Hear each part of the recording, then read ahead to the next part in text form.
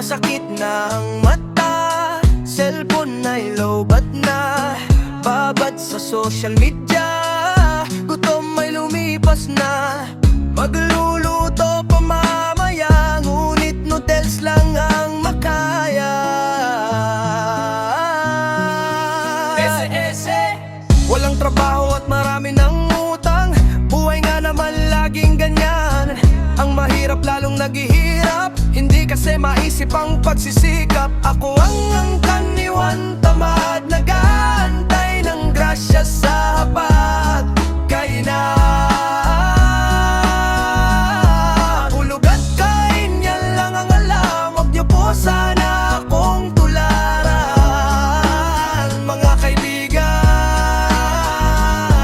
Sa umaga babangon ay tanghali na, hindi iniisip ang mga binubuhay, kaya ang mindset ay bahala na. Kontento na kasi sa bagoong at mantika, ang mahalaga ay humihinga pa. Marami din sa atin ang isang katulad ko, magkakamag-anak sa lahi ni Juan Tamad. Pag nagkita kita, akala mo nakakaangat, ngunit sa kabila pala kami ang mga taong batugan at sobrang tamad. Kung gusto mong sumali sa aming lahi, halika na at wag ng mga atubili. Requirements mo hindi na importante, basta ikaw ay walang silbi. Kaibigan, you are free.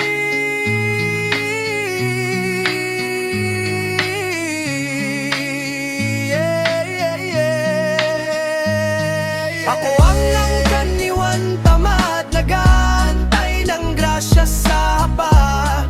Kainan, tulog at kain, yan lang ang alam. Huwag niyo po sana akong tularan, mga kaibigan. Ako ang angkaniwan, tamad, nag-aantay ng grasya sa